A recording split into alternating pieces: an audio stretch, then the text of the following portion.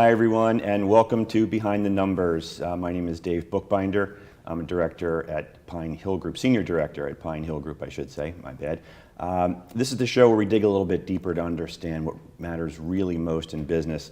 And today I'm super excited to have a guest who is what I would say uniquely qualified to talk about the idea of living behind the numbers.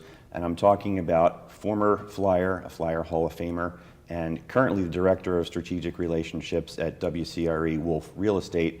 That's Brian Propp. Brian, thank you so much for joining us today. How you doing today, Dave? Great, thanks so much again. So, show's called Behind the Numbers, and like I just said in the intro, you're uniquely qualified. You've lived in the world of professional athletics where your performance is number-based and it's visible for everyone. And then you made the transition to the business world. Can you talk a little bit about, first of all, what you do with WCRE, but also what it was like to transition from the world of pro sports into the world of business? Well, there's a lot of questions there. Like I've been with Wolf Commercial Real Estate for the last 4 years with Jason Wolf, and I'm the business development, but I'm licensed too. So that means that if I get a lead, then I'll be licensed to do a deal. And but it works really well for me because I'm kind of the face of the company. And with me doing other things like the Flyers ambassador, I'm out all the time and get a chance to meet people, talk with people, and give them some ideas of if they want some space that they want to rent or own or buy. So it's good. But for me, I've been here 40 years after the Flyers, and I've did 9 years at the Flyers as their color analyst. And so, it changed a little bit, but I still, love doing all the things that I've been doing.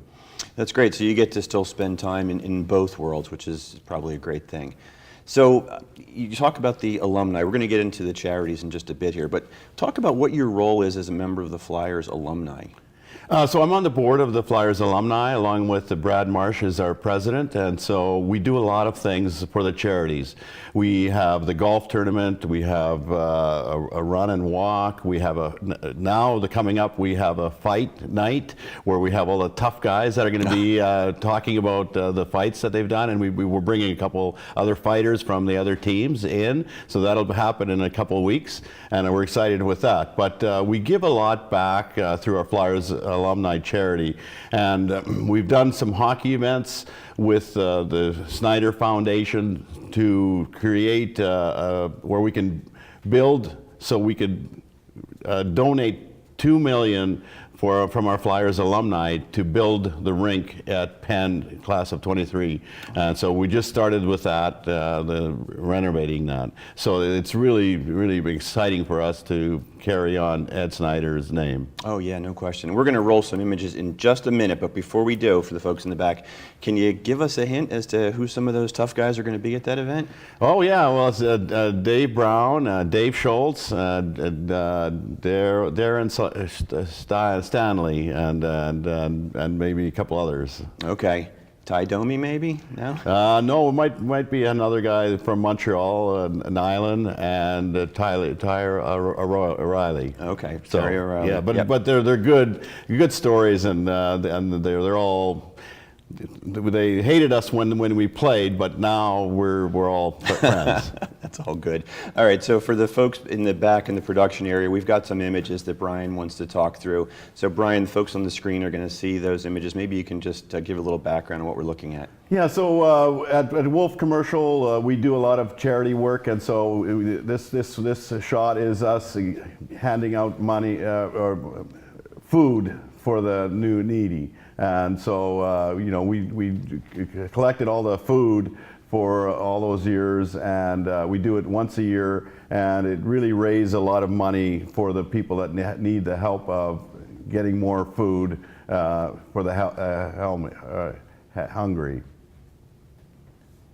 And it's our group of guys, so we pitch in, and we do a really good job with the charity, and we support other charities too, but this one was special because it's right in Cherry Hill, and it really helps the Jewish Foundation. And here we run celebrity hockey game every September. We have 6 former alumni playing with the team, 2 teams, and we split up the teams so that it makes it fun. And this last year we've raised $75,000 for the hockey event, and it was at Voorhees Skate Zone with dinner after at a Victory Bar in Berlin. But all these guys having a chance to play with a former Flyer alumni really made a difference, because they're happy to be there. They support the charity, and we have a lot of sponsors. We've got some silent auction items. We have a lot of other things that really help with, especially with the hockey in September. It might be in the end of September this year. Yeah, and the caliber of play is fantastic. I've seen you guys, and you guys can still skate, and sometimes it gets even a little bit chippy out there. Well, a little bit, yeah, but it's competitive, and yeah. So like especially the former guys, like they don't want to lose, and like Todd Fedoruk, he didn't want to lose, but he was a good guy that he played, and Andre Faust has been playing with us.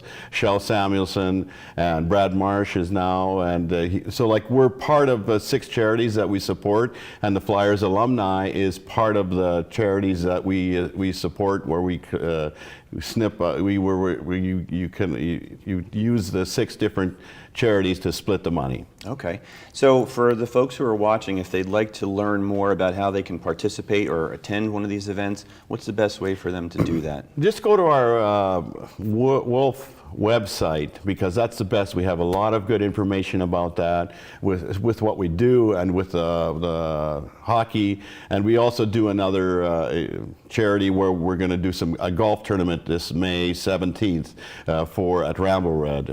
So we sold it out last year, and we will sell it out again this year, but that's going to be March 17th at Ramble Red in the afternoon. Great. Are you involved in the Flyers Wives charities at all too, Brian? Yes, so like I help them because we have the carnival that the Flyers do every year, and I'm on the board, and then plus working as the ambassador with the Flyers with Bernie Prawn and Dave Schultz. We see a lot of people every home game. I'm visiting with people, and but we have a golf tournament, we have a hockey event, we have some like as I was mentioning, the fight night, and so and it all ties in with the Flyers charities. Very good.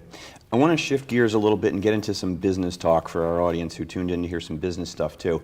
And again, you're uniquely positioned to talk about a concept that's pretty popular, leadership. Really would love to get your perspective on what leadership meant in athletics and what leadership means to you in the business world. Yeah, so like I learned from the best because Bobby Clark was the greatest leader in all of sports. And when I started in '79 with him, I learned from him quickly how to be a good leader.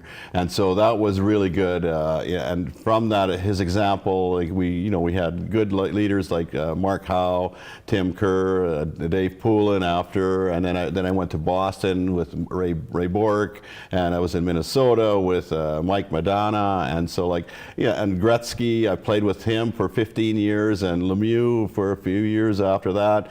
So I have a good example of all the top leaders that I learned from, and I was always pretty quiet. I sat and listened from them, and kind of just let them do the talking, and from that, I found that the people that listen and ask the right questions, you can learn a lot from them.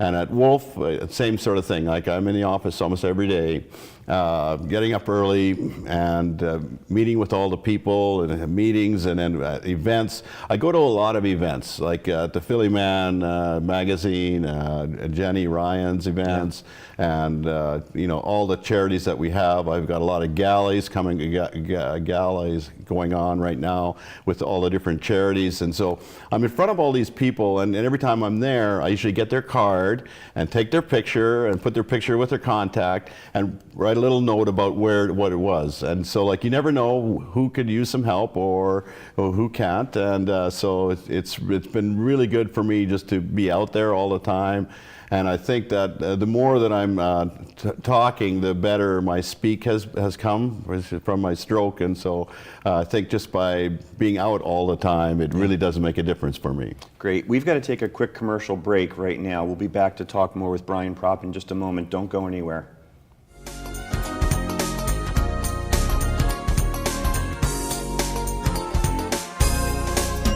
Shelter dogs aren't broken.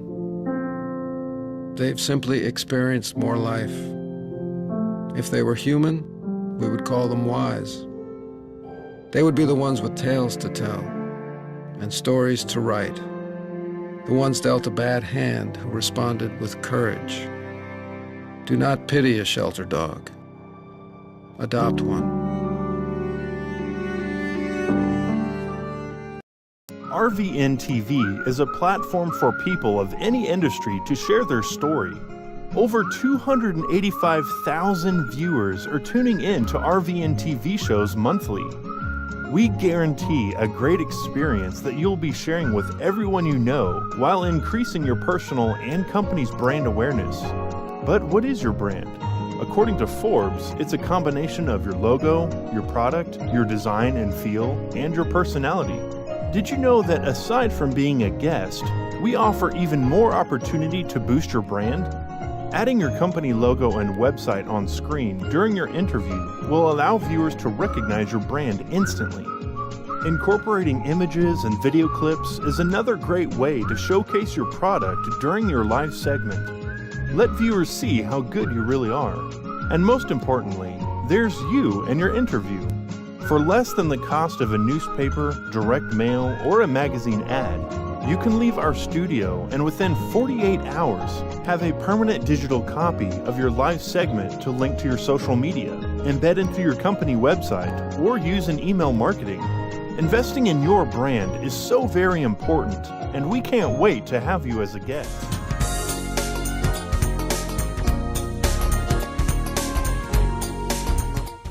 Hi everyone, welcome back to Behind the Numbers. I'm Dave Bookbinder, Senior Director at Pine Hill Group. Today my guest is Brian Propp, Flyer Hall of Famer and Director of Strategic Relationships with Wolf Commercial Real Estate. Brian, before the commercial break, you alluded to your stroke. Stroke is a topic of conversation that's very relevant right now. Luke Perry, famous actor, recently passed at the age of 52. You had a stroke in 2015. I know you were recently recognized with an award as a courageous athlete for that, and I know you wanted to come on the program and talk about it. Yeah, I was. My stroke happened when I was on vacation with my family. My children were heading to college, and so I wanted to take a trip, and kind of before they went to college, and I was in Annapolis for a couple days. So the first day I felt okay, and the second day I had a really bad headache, and I think it was because I was in AFib, because I had an ablation 10 years before that. A lot of people don't know what an ablation is. It's in the heart, and so like I think my medication wore off, and I was in AFib, and I didn't realize it.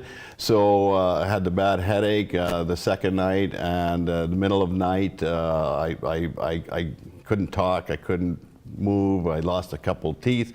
All those years playing hockey, I never lost any teeth. I hit the side of the road, the bed, and lost a couple teeth. But it was really scary. But I'm very thankful that my family was there, because if I wasn't there, I'm probably not alive at that time, because that's how bad it was. Time makes a big difference, and I was at the hospital pretty quickly.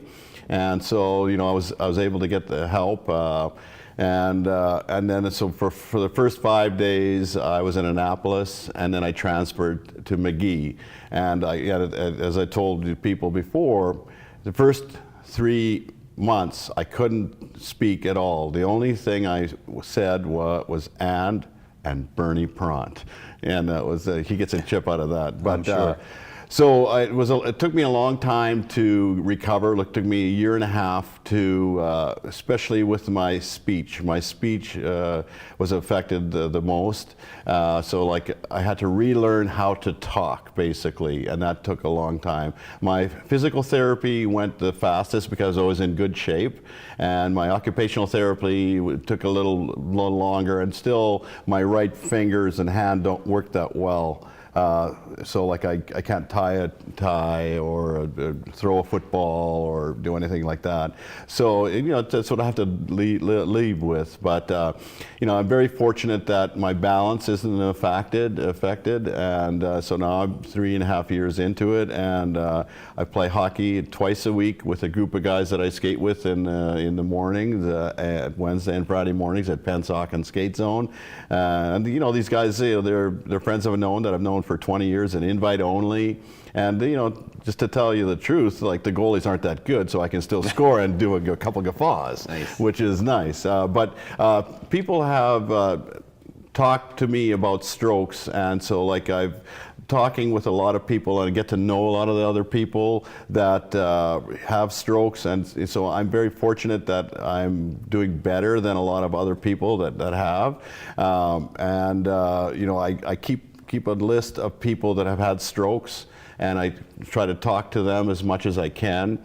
And just this last couple of weeks, like I did a talk at Moss Rehab, like right when Luke died, and he was 52. So I tell people all the time, the FAST acronym is F for face, is your face drooping. A for arms, are your arms and feet not working? S for speech, is your speech impaired? T for time. Time is critical. You have to go to the hospital immediately if you have a stroke, and that's about where a lot of people don't realize that they have a stroke, and they don't call right away. So it's important that they call right away so that it doesn't get worse. You've been a tremendous inspiration for folks nationwide, and I've seen some of those interviews, and you do a lot of speaking. What inspired you as you were going through your recovery? Well, first of all, it was like I was wondering if I could ever speak again, or if I could be as healthy. And I think that just because an athlete recovers a lot quicker, I had the drive to get much better. And so like that was where, for my drive, and at the start I was a little down because I didn't really know what was going to happen. I was just stubborn, impatient, and I always wanted things to happen a lot quicker. But over time, I realized that I needed to take my time and be more positive, caring, and with the people that are helping me. But with my family, with my Flyers alumni fans, with my other friends that I play hockey with, it all makes a big difference for me because of all the people that have supported me over those years, and I don't forget that. And now with the Flyers ambassador in the last 3 years, I had a chance to work with them, and I love that. I go to every home game with Bernie Prawn and Dave Schultz. We in the first period we visit suites, and before the games we visit the other people that are there. And I still know a lot of people from the last 40 years that know where they're sitting, and so they text me where they're going to sit, and I'll meet them, I'll take pictures, and it's all about helping the Flyers alumni and the Flyers organization, because I love both of them. Right. Who came up with the brilliant idea to get you on skates to help with your recovery? Well, that was at McGee Rehab because it was what they wanted me to try, just to practice what I always did. And so they had a vector machine that was you buckled in yourself to the, but it was me skating and stick handling and with rollerblades. Yes, and so it was so much fun for me. Like I enjoyed it so much So I think that all really helped with the recovery.